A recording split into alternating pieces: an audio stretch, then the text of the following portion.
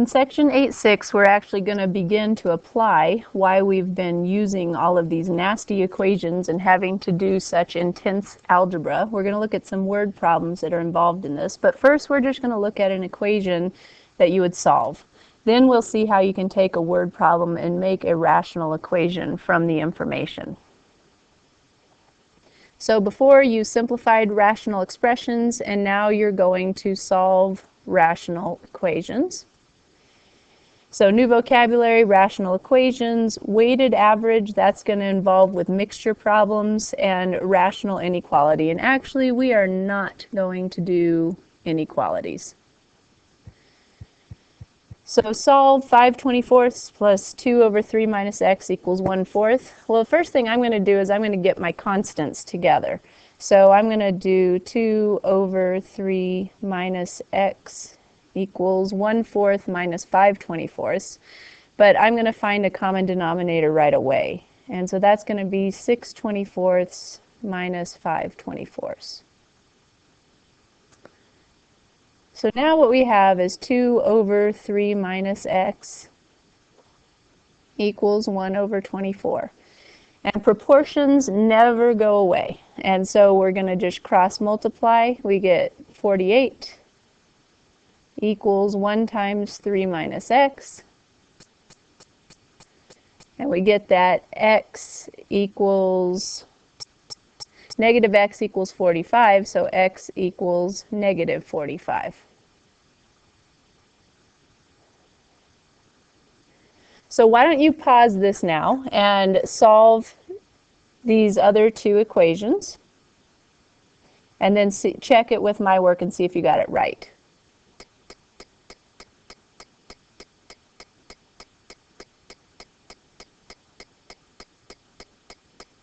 So I'm going to let you look at these answers as I scroll down.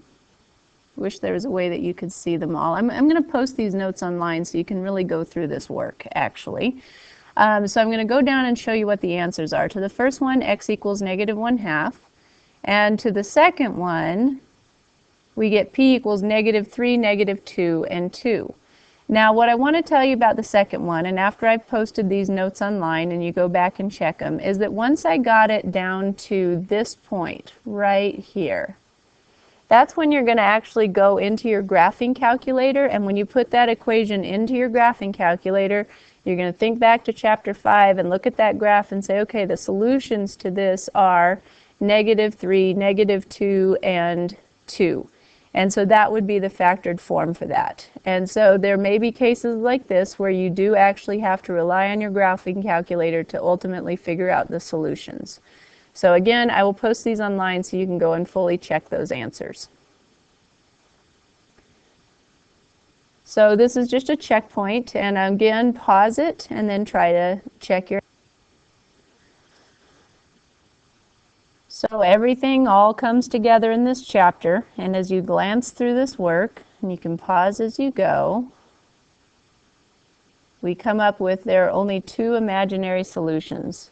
Once you get this all set equal to 0, the way you find the zeros of it is you set the numerator equal to 0. And then once you found those solutions, you would make sure that if you plugged them back in, it wouldn't make the denominator equal to 0, just to make sure you don't have extraneous solutions. But in this case, you end up with x squared plus 4 equals 0, and you get 2 imaginary solutions to this problem. Okay, now we're going to do some mixture problems. And the best way to do these is to organize your data into a chart. So Aaron adds 80% brine, an 80% brine, salt and water solution, to 16 ounces of solution that's 10% brine. How much of the solution should be added to create a solution that's 50% brine? And so what we have to do is we have to look at the ounces of solution, and then we have to look at the percent of brine that's in it. And once we've multiplied those together, that's going to tell us exactly how much salt is in it. So when we look at the first part of it, Aaron adds 80% of brine solution to 16 ounces of solution that is 10% brine. Well, let's start with the 16 ounces of solution that is 10% brine, because we have 16 ounces of solution, and we have that it's 10% brine. And so the number of ounces of salt solution in this is going to be 1.6 ounces. Now he's adding some amount. We're not sure exactly how many ounces that he's going to add, but X ounces.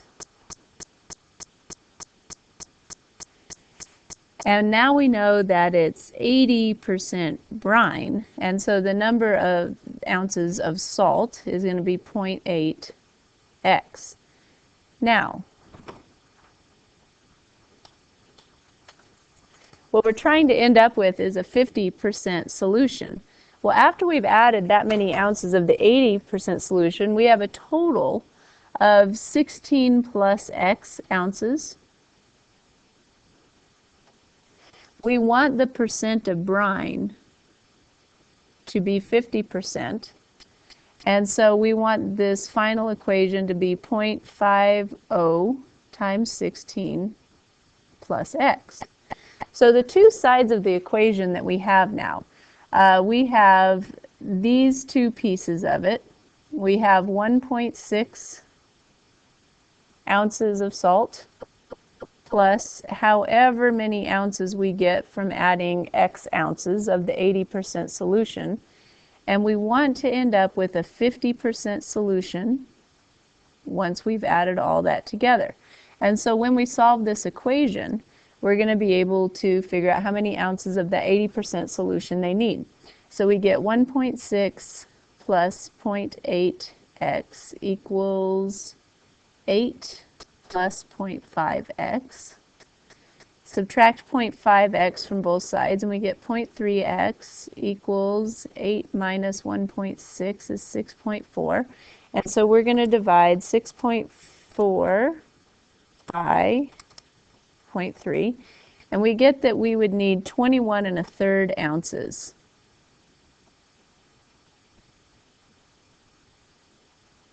Of that 80% brine solution in order to create a solution that's 50% brine.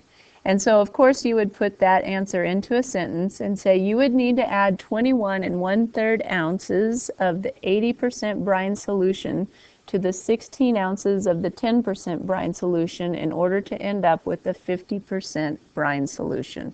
I'm not going to write all that with my finger because you wouldn't be able to read it anyway. So try this one on your own and then see if you got your answer right. Pause it now. So here we have Jana adds a 65% base solution to 13 ounces of solution that's 20% base. So again, let's go ahead and organize our data into a chart.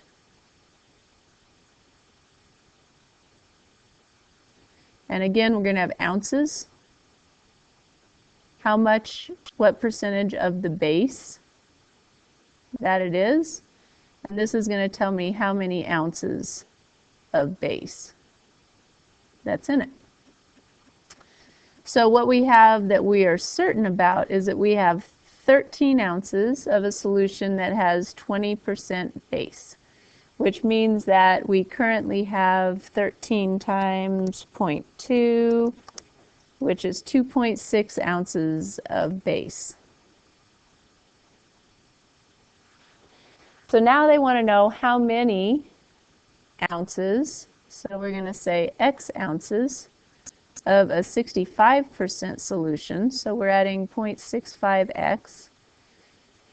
And we want to end up with a solution that's going to have 40% base, and it's going to be 13 plus however many ounces we add of the 65% base. So this bottom part here is 0.40 times 13 plus x.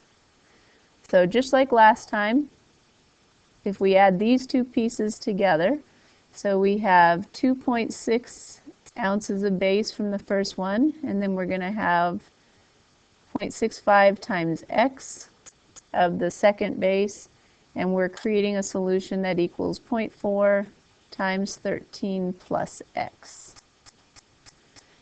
So 0.4 times 13 is 5.2 plus 4/10 times x, and that's 2.6 plus 0.65 x. So subtract 0.4x from both sides and we get 0.25x, and subtract 2.6 from both sides and we get that it equals 2.6. So we're going to divide 2.6 by 0.25 and we get that x is 10.4 ounces. So to put that answer in a complete sentence, we would need to add 10.5 ounces of a 65% base solution to 13 ounces of a 20% base solution in order to create a mixture that is 40% base.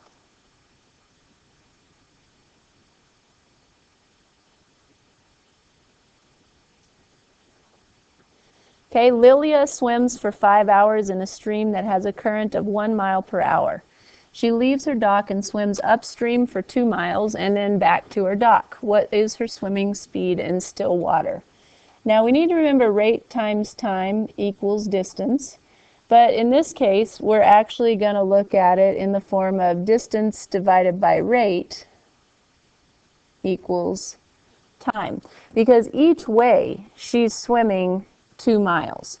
And so for the first part of the equation, we're going to look at the rate, the distance is 2 miles, and swimming upstream, she's swimming against a current, so she's basically losing 1 mile per hour. And that equals the time for that. So there's time 1. Now we need to figure out where time 2 is, and this time the current is going with her, and so she's still swimming 2 miles, but this time she actually has 1 mile that she's getting from the current that she's benefiting from, and that's our second time, and we know that these times together equal 5 hours. So if we find a common denominator here, it's going to have to be r minus 1 times r plus 1.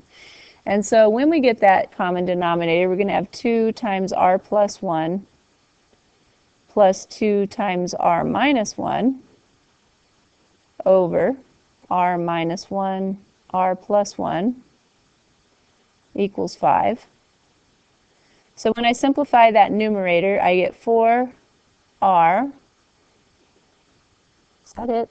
4r plus 2 plus 2r plus 2 plus 2r minus 2. So yeah, it's just 4r over r minus 1 times r plus 1 equals 5. Now I'm actually going to cross multiply now. We have basically 5 over 1, so we're going to get 4r equals 5 times r minus 1 times r plus 1. So this gives us 4r equals 5r squared minus 5. And unfortunately, this turns into a nasty quadratic equation, because when we set it equal to 0, we get 5r squared minus 4r minus 5, which will not factor. So we have to go to r equals negative b plus or minus the square root of b squared minus 4 times a times c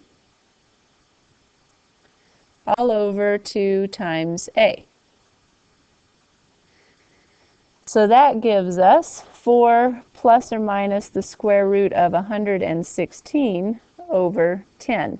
Now the only thing that matters to me here is the positive solution, and that's going to be the 4 plus square root of 116. And then we want to divide that by 10.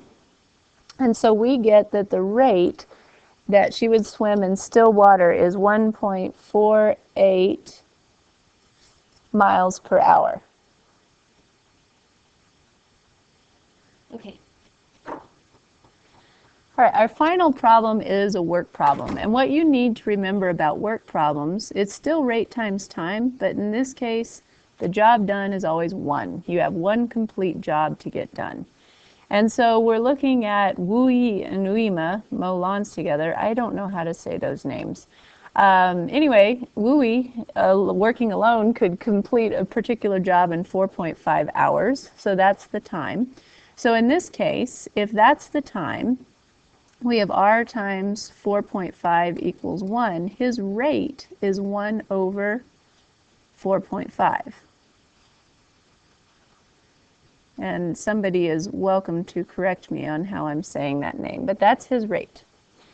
And so when we look at Uima, she can complete it alone in 3.7 hours, and so her rate is 1 over 3.7. That's Uima. So it says, how long does it take them to complete the job when they work together? So we're going to look at 1.45, I wrote that wrong, 1 over 4.5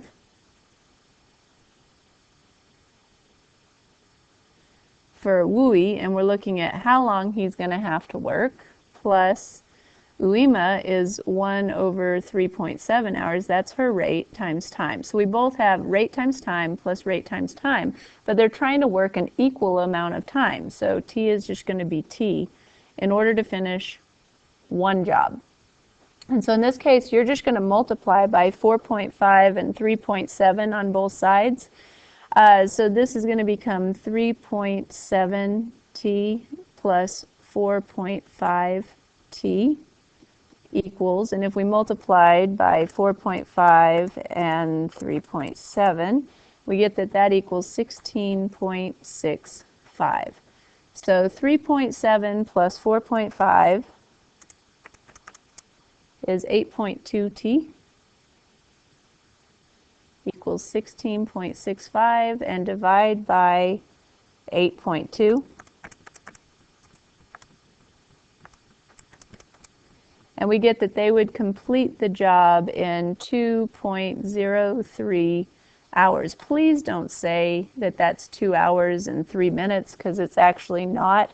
If you really wanted to figure out how many minutes this would be, you would take 0.03 times 60 to figure out what part of an hour it would be. And you'd say, oh, they're going to finish this job in 2 hours and approximately 2 minutes. And that is it.